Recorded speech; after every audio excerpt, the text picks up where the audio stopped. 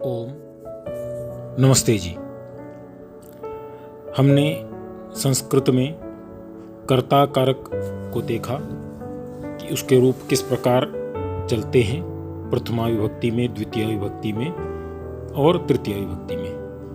उसके पश्चात हमने कर्म कारक देखा कि वाक्य में आई हुई क्रिया के साथ क्या, किसका, किसकी, इन शब्दों में से किसी शब्द का प्रयोग करके प्रश्न पूछने पर जो उत्तर प्राप्त होता है उसे कर्म कारक कहते हैं। उसमें हमने कुछ वाक्य भी देखे। अब उन्हीं वाक्यों को हम अर्थ के साथ देखेंगे। जैसे तुम दोनों मटके को छू रहे हो। अब तुम दोनों को क्या बोलते हैं? युवाम। मटके को संस्कृत में बोलते हैं घटम और छूने को बोलते हैं स्पृश। अब स्पृष्टः, तुम दोनों मध्यम पुरुष का द्वितीय वचन हो गया। तो युवाम घटम स्पृशतः। इसी प्रकार पाचक हलवा पका रहा है। तो पाचकः, पाचक कर्ता हो गया। हलवे को संयावम बोलते हैं, संयावम, संयावम, और पकाने को पच, और ये वर्तमान काल का एक वचन है तो पचती। तो पाचकः संयावम पचती। ये हमारे इसमें हमने देखा कर्म का हमने किस प्रकार प्रयोग किया। अब आगे देखते हैं। ग्राहक कुर्ता देख रहा है। तो ग्राहक जो है वो कर्ता हो गया, ग्राहकः उसमें एक वचन हो गया। कुर्ते को बोलते हैं कंचुकः, कंचुकम, क्योंकि द्वितीय विभक्ति हो गई। कर्ता में प्रथमा विभक्ति होती है और कर्म में द्वितीय। तो कंचुक की द्वितीय विभक्ति हो गई कंचुकम। और देख रहा है, यह वर्तमान काल का एक वचन तो पश्यति। ग्राहकः कंचुकम पश्यति। फिर वे सब पाठ पढ़ रहे हैं। वे सब को क्या बोलते हैं? ते। सह तौ ते, वह एक, वे दो और वे सब, ते। और पाठ, पाठ को संस्कृत में बोलते हैं पाठ।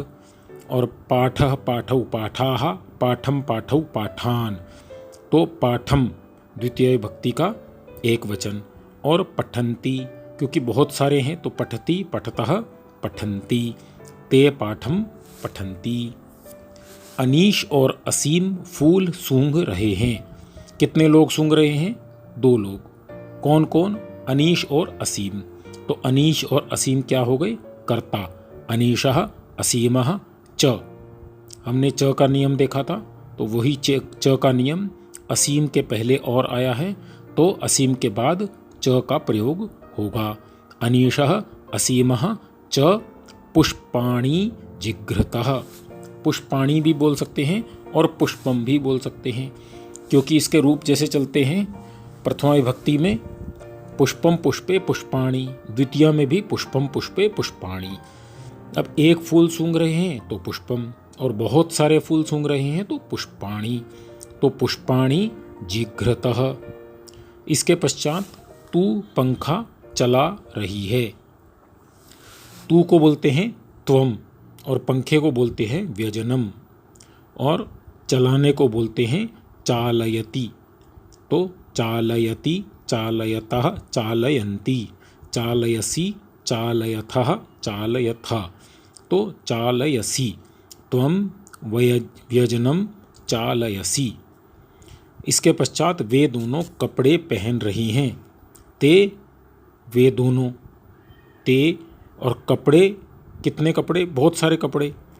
वस्त्रम वस्त्रे वस्त्राणि, वस्त्रम वस्त्रे वस्त्राणि। तो वस्त्राणि, और पहनने को बोलते हैं धार। धार धातु से बनता है पहनना। तो पहन रही है धारयतः। तो वे कपड़े, वे दोनों कपड़े पहन रही हैं। ते वस्त्राणि धारयतः। अभी कर्म कारक में एक और हम वाक्य देखते हैं, जो हमारा पहले से वाक्य चल रहा है। आनंद वेद पढ़ता है। तो आनंदः वेदम पठति। वेद पढ़ता है तो वेदम। वेदः वेदौ वेदाः वेदम वेदौ वेदान। तो वेदम द्वितीय विभक्ति का एक वचन हो गया। अब इसके पश्चात हम एक नियम और देखते हैं। नियम दूसरा, गति अर्थ वाली धातुओं का प्रयोग करने पर गमन स्थान अर्थात जहाँ पर जाना है, डेस्टिनेशन जिसे बोलते हैं, उसे भी कर्म कारक ही कहते हैं। हमने पहला नियम क्या पढ़ा था? कर्म कारक के लिए द्वितीय विभक्ति का प्रयोग किया जाता है। तो अब हमने ये दूसरा नियम पढ़ा है कि गति वाली धातुओं का जो प्रयोग होता है तो वहाँ जो डेस्टिनेशन होती है उसे भी कर्म कारक कहते हैं। अब हम वाक्य का प्रयोग देखेंगे। वे सब गांव जा रहे हैं। वे सब को बोलते हैं सह तौ ते। सह वह एक, तौ दो और ते वे सब। कहाँ जा रहे हैं? ग्राम। अब उनका डेस्टिनेशन क्या है? गांव। तो गांव हमने देखा, अगर डेस्टिनेशन जो होता है उसे भी कर्म कारक के रूप में प्रयोग किया जाता है। तो गांव का हम जो प्रयोग करेंगे तो ग्रामः ग्रामौ ग्रामाः ग्रामम ग्रामौ ग्रामान। वे सब गांव जा रहे हैं। तो द्वितीय विभक्ति का एक वचन हुआ ग्रामम, और जा रहे हैं तो गच्छति गच्छतः गच्छन्ति, क्योंकि बहुत सारे लोग हैं इसलिए ते ग्रामम गच्छन्ति। उसके पश्चात है बसें शहर को जा रही हैं। बस को बोलते हैं बस यान। बस यान, तो बहुत सारी बसें हैं तो बस यानानी।